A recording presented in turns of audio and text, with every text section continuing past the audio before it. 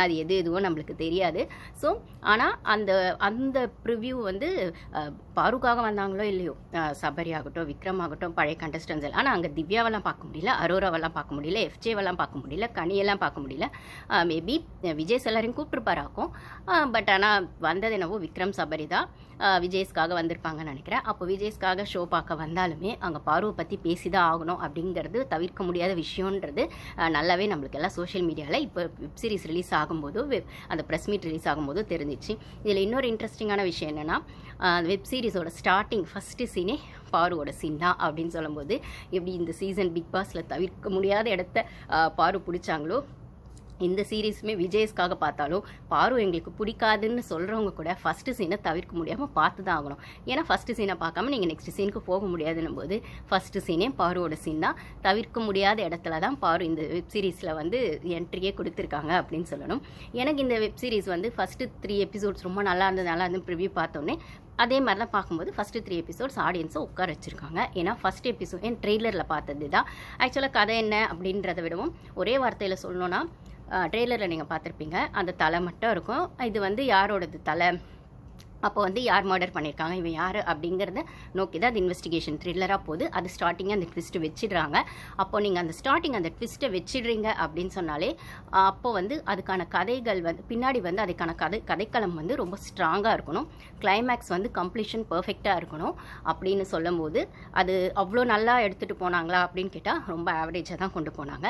வெறும்னே police இன்வெஸ்டிகேஷனில் கண்டுபிடிச்சது வெறும் அந்த தலைக்கு அந்த ஆள் வந்து கொலை செய்யப்பட்ட அந்த ஆள் வந்து வெறும் முத்து அப்படிங்கிற ஆள் தான். அதுதான் முத்து என்கிற காட்டானும் போது அவன் வந்து ஒரு இடத்துலையுமே ஒவ்வொரு எபிசோட்லையுமே அந்த முத்து என்கிற கேரக்டர் வந்து எப்படிப்பட்டவர், என்ன பண்ணியிருக்காரு அங்கங்கே அப்படின்னும் போது கொஞ்சம் அங்கங்கே ஒரு ஹிண்ட்டாக கொடுக்குறாங்க. ஒரு எபிசோடில் ஒரு இடத்துல வந்து யானைப்பாகனாக இருந்திருக்காரு, ஒரு இடத்துல வந்து ஒரு இது ஊரூராக போய் டான்ஸ் ஆடுவாங்க இல்லைங்களா, அந்த டான்ஸிங் குரூப்பு.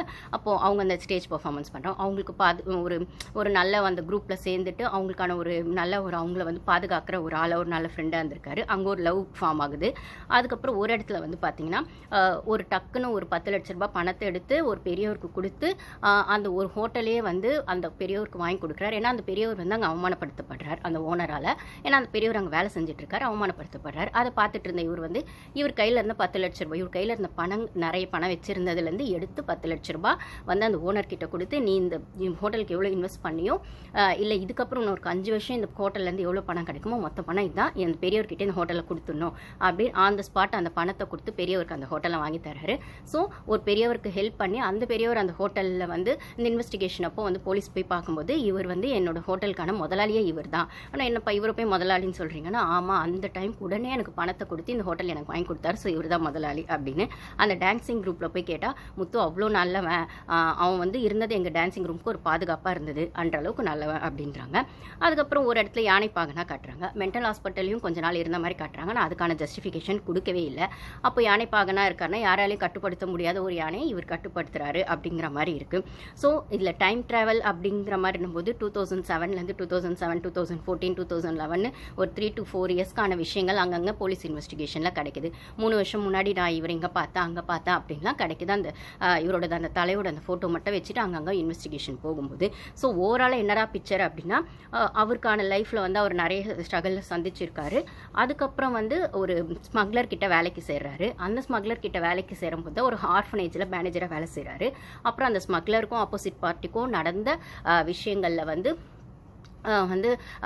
என்ன சொல்கிறது, அந்த நடந்த விஷயங்களில் அந்த ஸ்மக்லர் வந்து சாவடிச்சிடறாங்க. ஸோ அதை பழிவாங்க அந்த ஸ்மக்லர் வந்து இவருக்கு முதலாளியாக இருந்தாலுமே அந்த உண்மையான விசுவாசத்தோடு இவர் அங்கே இருந்ததுனால அந்த முதலாளிக்காக பழிவாங்கணுன்ற மாதிரி ஊராக ட்ராவல் பண்ணும்போது தான் அந்த இது ஆட்டு புழுக்கள்லாம் இருக்கும் இல்லைங்களா, ஆட்டோடது அந்த இதெல்லாம் அந்த கவுடங்க அதெல்லாம் விற்கிற அதுக்கு வந்துட்டு ஜனங்க கிட்டேருந்து அதை வாங்கிட்டு அதுக்கு பதிலாக வந்து அந்த ஊருக்கு போயிட்டு ஒரு பிளாஸ்டிக் குடம் பாத்திரங்க அது மாதிரிலாம் கொடுக்குற மாதிரி அந்த ஆட்டு புழுக்கையை வாங்கிட்டு, ஸோ அந்த வேலையும் செஞ்சுருக்காரு.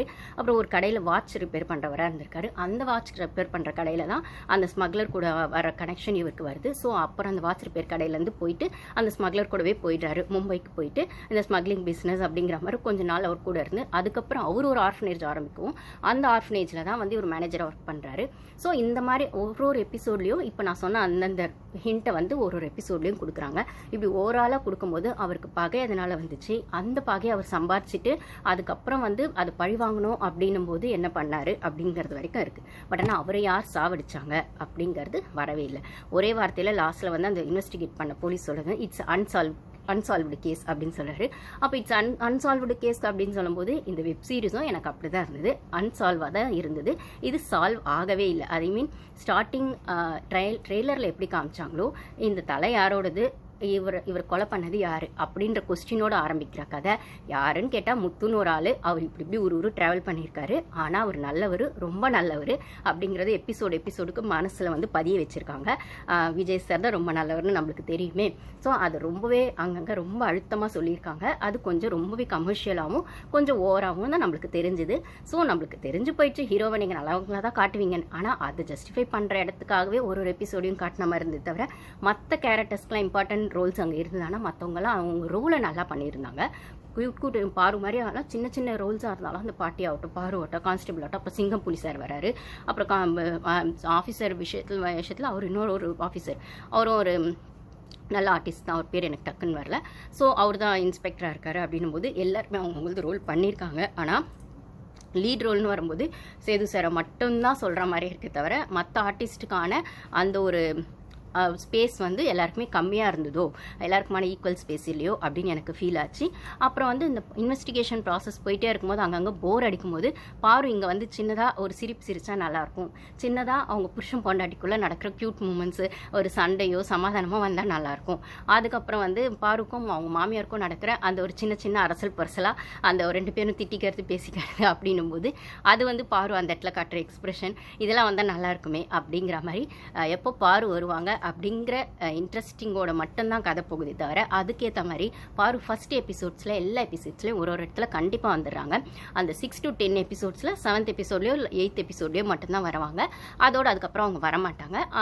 அதாவது அதுக்கப்புறம் என்ன சொல்கிறதுனா அந்த கதை ஆரம்பிக்கிறதே பார்த்தீங்கன்னா அந்த ஊரோடது. நான் ஆக்சுவலாக வந்து கொஞ்சம் ஸ்பாய்லர் தான்